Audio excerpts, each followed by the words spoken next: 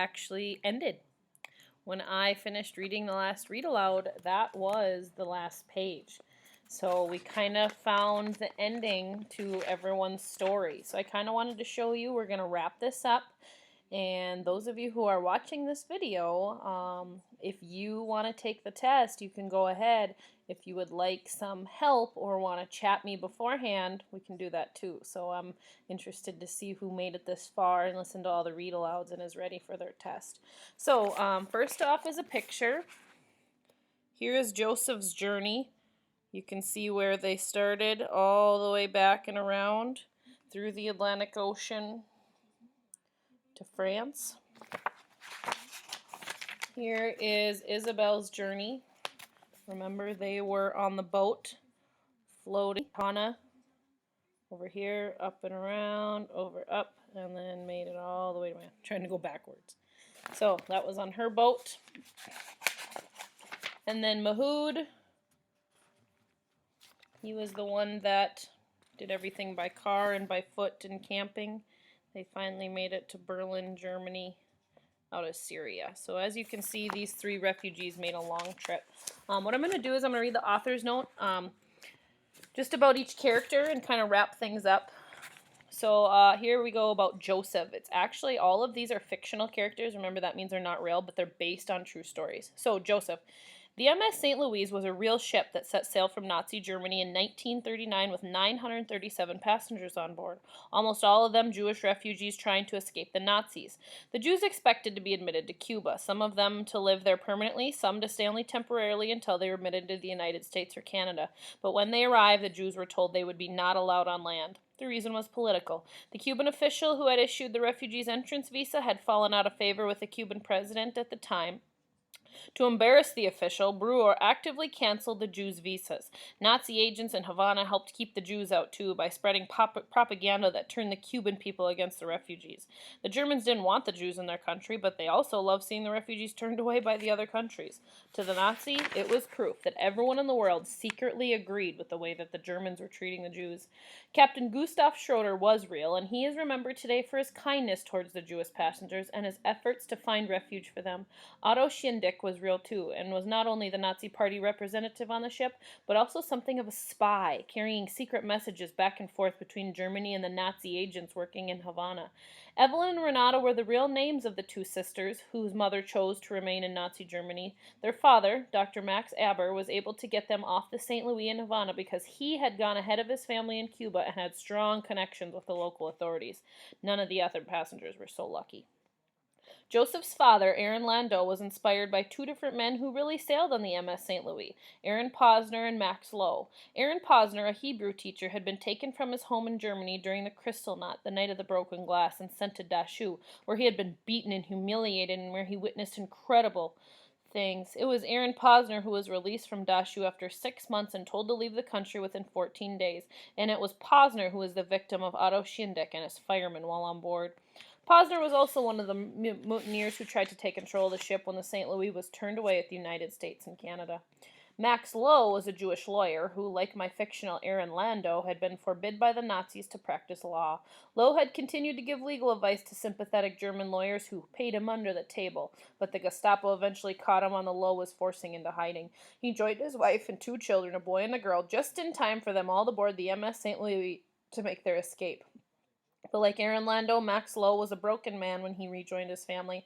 It was Lowe who tried to commit suicide by jumping off the St. Louis while at anchor outside the Havana harbor.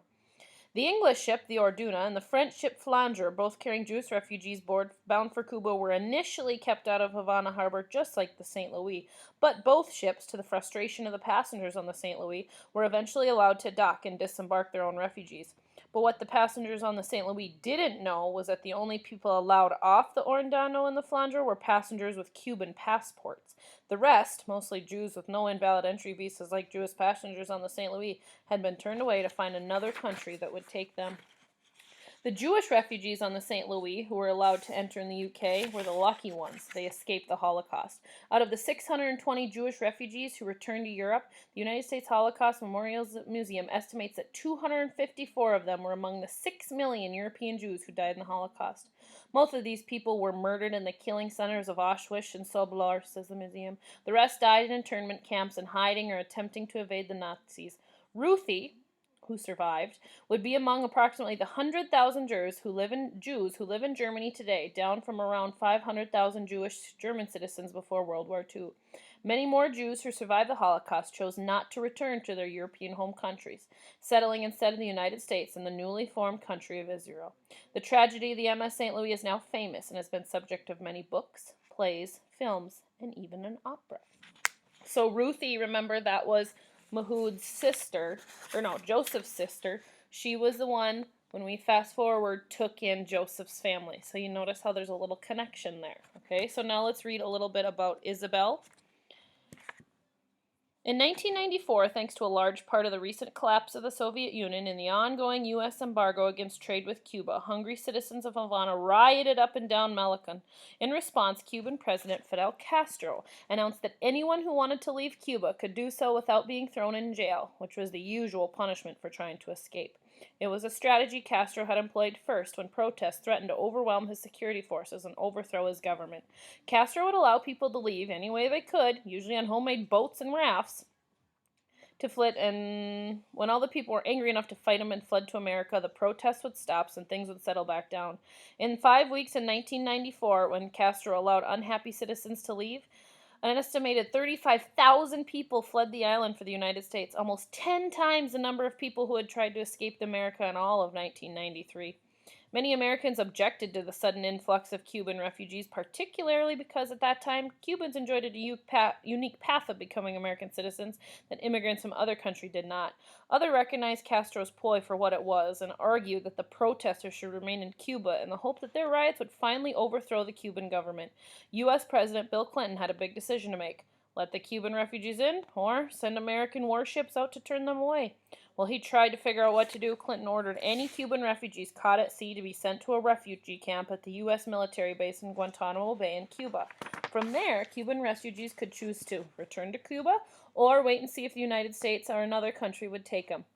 A few months later, in 1995, Clinton announced that the Cuban refugees at Guantanamo would be allowed entry into the United States, but from that point on, any Cuban refugees caught at sea would be sent back to Cuba, not taken the rest of the way to Florida or sent to Guantanamo.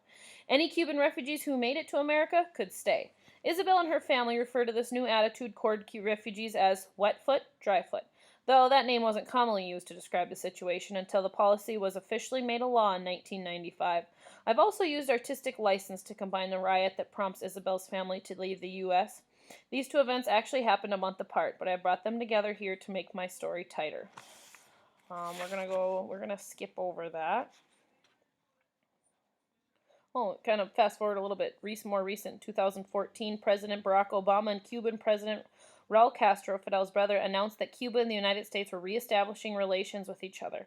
And in 2015, President Obama announced that a formal diplomatic relations between the two countries would resume.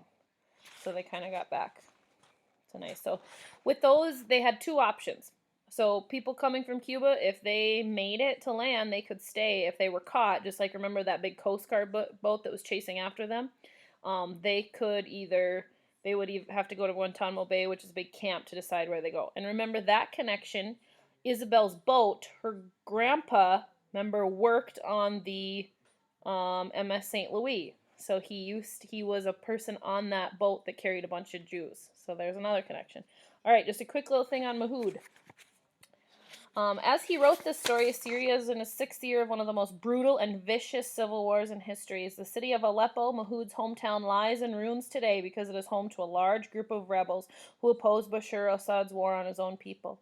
The city is under siege, pounded daily by Russian air attacks and Syrian army artillery. If they didn't leave by 2015, when Mahoud and his family went on the run, the remaining citizens of Aleppo are now trapped in a war zone. According to the United Nations, more than 470,000 people have been killed since the conflict began in 2011. That's roughly equal to the entire population of Atlanta, Georgia, and more people are dying every day. In just 1 week of fighting in September 2016, the United Nations reported the deaths of 96 children. That's like an entire grade level of children dying every week. So, it's not, and that's now, you guys. That's not good. Syria's still in a big war. Okay, let's kind of scroll down a little bit. They're kind of just giving some facts here. I just want to read a little bit about Mahoud's family. The experiences of Mahoud and his family are based on the things that really happened to different Syrian refugees. In 2015, a group of about 300 refugees who had been detained in a Danish school refugee camp finally had enough and being held for no reason. As one, they marched up the highway toward Sweden, forming a human chain that stopped traffic, and cheering bystanders really did stand on overpass and toss down food and water. A similar protest took place in Hungary a week before when thousands of refugees marched from Budapest to the border of Austria. I have combined the two events in the book. Mahoud and his mother and father are composites of different refugees I read about, but Balid is specifically based on a now famous photograph of a 5-year-old boy from Aleppo named Omen Dangish. So again, he based his characters on some real people. So, I am going to, next part of this video is I'm going to give you a little summary of things that happened that may help you about taking the test.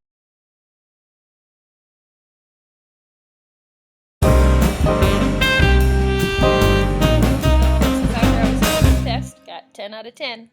So if I were you, I would maybe listen to the next minute or so of my video and help with some reminders and some summaries of what happened and what we need to remember when you go to take the test, okay?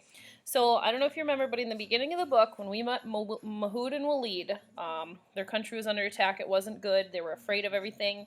They were on their way home, okay? And something... It's back when he was afraid. And I don't know if you remember what he remembered seeing, but he saw these bullies attacking these kids. And, he kind of said, if I was stronger, I would have done something, but I wasn't. So that's one thing to make note of. In the beginning, we have Isabel. One thing is she wanted to get in this boat and get across the sea to get out of here. And her special thing that was really true to her was a trumpet. She traded that. I don't know if you remember what she traded it for. Gasoline, right? 2 big things of gasoline for the boat. So she had that. Then we're back on the boat.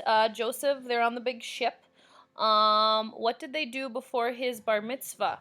You remember that? They had all the Jewish people in there. The captain asked him, he's like, can you please take down this picture of he's the big, the Nazi leader, and they didn't want that. A bar mitzvah, remember, is a very important part of the Jewish tradition. So he asked the captain to take it down. There was this boy that brought Mahoud and his family into this old mall. Remember, they had these old rooms. It was nasty. He got him a place to stay. He told him, he goes, there's one thing I'm going to tell you that you'll need for this boat. Anybody remember what they needed? Life vests. He's like, you guys need to find some life vests. So then they were trying to buy some and find some. Come to find out that some of them didn't even work, remember? What did Joseph do as the family stood in line for the Cuban doctor? Joseph was in line with the doctor, and they had to get checked out to make sure they were able to go there. Remember, he took his dad, he slapped him across the face, and he said, Dad, you need to pretend, and da-da-da. So he made his dad pretend that he needed to have it put together because his dad was very mentally sick. Ivan and Isabel spotted land. They're like, oh my gosh, yay! But what happened after? Do you remember? They found that they weren't taken to Miami, but they were in the Bahamas. The boat had taken them to the Bahamas. They were way off track. And then Captain Schroeder, he got off the ship, had to figure out what was going on in Cuba, and he goes, sorry guys, the ship had to leave. Remember? And he's like, don't worry, I'll try and take care of this. The captain was really on their side, and he really wanted them to get to freedom. So he said that, okay, we have to leave. I'll try and make amends with President Roosevelt and see what we can do. And then, okay, another question is talking about Mahoud's family. They were in the car. They were trying to escape. What did this taxi driver do? Do you guys remember? Put a gun to his head. Said, we need money. So he gave him money, and that was a very scary part of Mahoud's life. What did Lido do as the Coast Guard ship neared them? Remember, they're trying to get there. They're trying to get there. They saw the U.S. and they could get there, and they were so close. Well, Lido, for his family, jumped off the ship to distract the Coast Guard. So the Coast Guard picked him up so the rest of his family could get to land. And at the very end, we have Frau Rosenberg, who we know is Ruthie. What did she tell Mahood? She said that the Nazis had made her mother choose between saving her son or her daughter. And obviously, the son, who would be Joseph, said that I'll go. So Joseph went to an internment camp, and Ruthie survived. So those are just some summaries and some hints for when you are ready to take the test again. Feel free to chat me or call me if you need help with anything. Good luck. I hope you get your 10 points.